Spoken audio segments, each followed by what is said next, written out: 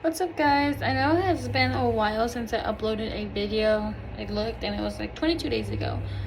My bad. But I just wanted to come on here and talk about some stuff. I was supposed to do this yesterday, but I got lazy. Just being honest. So I wanted to talk about my recovery. So I am supposed to go back to work soon. I don't really want to give out the exact date, but I'm supposed to go back to work soon. How do I feel about that? I'm feeling that fucking hurt. I'm feeling very nervous because I have been off work since January 26th. It's August, so January, February, May, July, August. So that's like 7 months. I have been off work for 7 months. I think I did the calculations right, but I am nervous to go back to work. One, because as of a week ago, I barely have been able to walk normally, and it still hurts me to walk normally. So I'm very, very nervous to go back to work, and because of that, I know for a fact I'm not physical as I used to be. Like, I just had 2 surgeries back to back in 7 months, so you can only imagine. And then my stomach is still very tender. I'm gonna show you guys my scar. Let me move my phone a little bit. Yeah, so my stomach is still very tender to touch. So this is my scar. Yeah, so I don't know if you guys remember, but my scar never was this high up, and then it literally goes down all the way down to my vagina right here. And of course I can't show that. So yeah, it's very tender to touch. It's very tender to, like, if I bump something, or like when I accidentally push on it too hard. So I'm very, very nervous to see like what that's gonna be like for when I go back to work. And I barely started showering by myself last week. I barely was able to get up the stairs by myself 2 weeks ago. My appetite has gone a lot better. No more feeling nauseous. That lasted for a very long time, but I'm so glad that went away. I see my doctor tomorrow. Hopefully, fingers crossed, I get my stents taken out and everything looks well. I know there's gonna be like a little something because I have something going on with my colon, and I'm still waiting to see like a GI specialist. So they're gonna tell me like, oh, you need to see a specialist, but I already know that because I've been waiting. So I'm kind of interested to see how things are going to go. But about going back to work, I'm kind of nervous because of everything I just said. But I'm excited because I'm trying to get this money, honey. Like, having my benefits is great and everything, and I'm so lucky that I've been able to get them. But one thing about getting, like, how do you say it? I guess, what do you call it? Like, benefits from work and then benefits from being out of work. It is not the same from when you actually working. Like, that shit is a fucking joke. So I cannot wait to go back to work just to get my money, pay off some things I need to pay off, save up for some stuff, because yeah, I was not expecting to be out of work for 7 months. By the time I go back to work, it'll be 8 months, but I was not expecting, that's a whole baby, damn near. Like, I was not expecting to be out for that long. It was only supposed to be like a month, and then I was supposed to go back to work and then plan to have my 2nd surgery. So it was not supposed to be this long. So I am really excited but nervous. I'm also nervous because, okay, a little tea. Are you ready for the tea? One of my friends knows about this, and my boyfriend obviously knows about this, but I haven't really shared this with anybody else because, well, my brother knows this too, but I really haven't shared this with anybody else because, yeah, I feel like it's gonna be awkward to go back to work because, like, how do you say it? Like, I thought like I had some close relationships, friendships at work, and like when shit hit the fan that, oh, you know, I had my surgery, there was like a lot of false promises with the relationships, people that I had at work, and it kind of really bothered me, and it affected me mentally, and it like really showed me people's true colors. and those people still work there. So I feel like it's gonna be really hard for me to like process that while being at work. So I told myself, when I go back to work, I'm just gonna be there for that money, for my patients. I'm not gonna be going to get coffee. I'm not gonna go get chips and salsa after work. If they invite me, I'll be like, no, it's okay. So it's gonna be really hard for me because I hold grudges.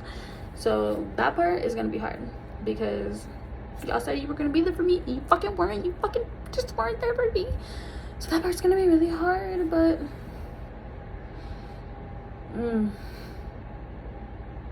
we're just gonna have to go through with it because we gotta go to work. Yeah, I'm really looking forward to I don't think I mentioned this on TikTok, but I was supposed to like, okay, so before my surgery, I moved into my apartment, and a little bit after I moved into my apartment, my car that I had, like the engine took a crap. So I was like, okay, it was expenses. Like, okay, it was, I can get a new car. And then I was thinking about it. I was like, okay, get a new car. But then I was like, I'm gonna wait a little bit. So for a while, like maybe like a month or two, I was like getting rides from my family, taking Ubers and Lyfts, and then getting rides from my boyfriend and my brother. And then I knew for sure I was gonna have my first surgery. So I was like, okay, I don't really see a point in buying a new car, having a car payment, if I'm gonna have to have this first surgery. I should wait. And then I'm glad I did that because it ended up being the two surgeries back to back. So imagine if I would have got the car, I would have been stuck with the hefty car payment. So yeah, I'm glad I didn't do that. So my goal is, when I do go back to work, I want to save up for a car. I've never had a new car off the lot. I'm not saying I want it to be new. It could be used. I don't give a fuck. I just want like a car with low miles, new to me. I've always bought like used cars off the street. I've only had 2 cars. Well, now 3. But my Volkswagen, my Mazda RX-8, and then now a Toyota. That's like my bucket. Gets me to plan A, to plan B, and home. Because yeah.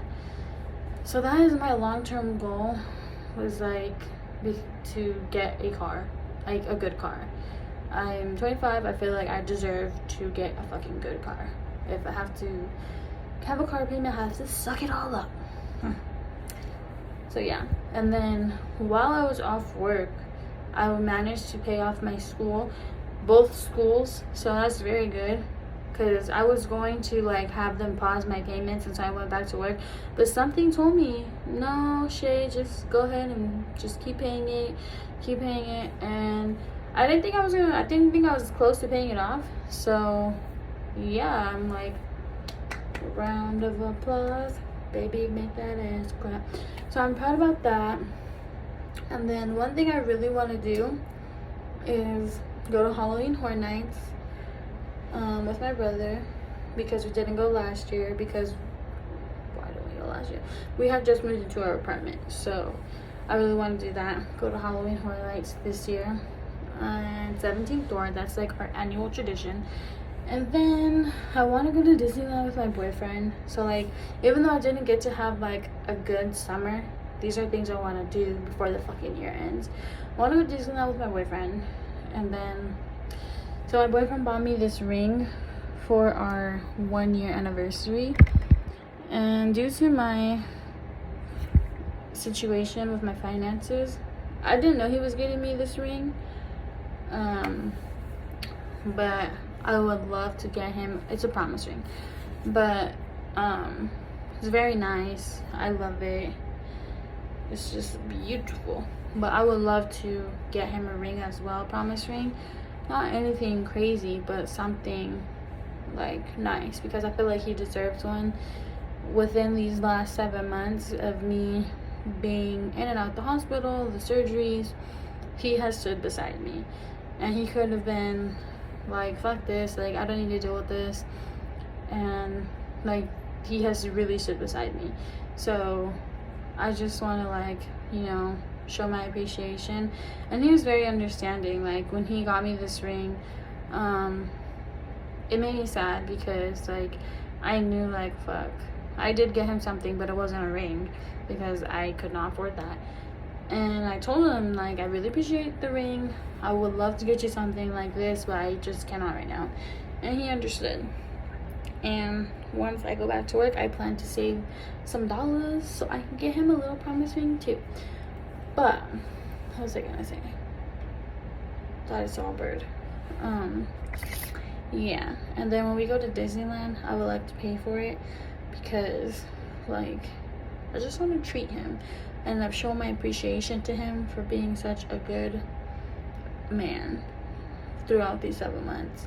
Because I'm just gonna say, like, my attitude has, it's not that it's been bad, but it's like sometimes I could be a little much. Okay, that's all I'm gonna say. Just because, like, for example, when I had my first surgery, I tend to get very, like, paranoid.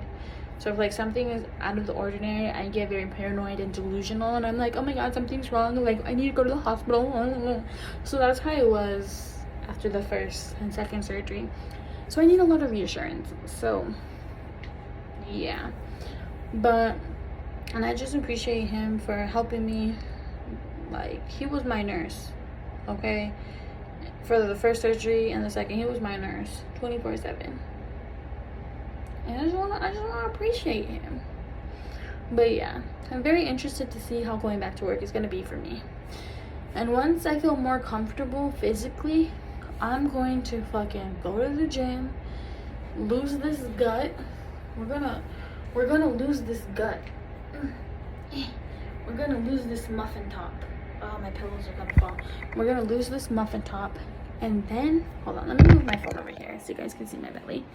We're gonna lose this fucking muffin top. And then, you know what we're gonna do? We're gonna lose this muffin top.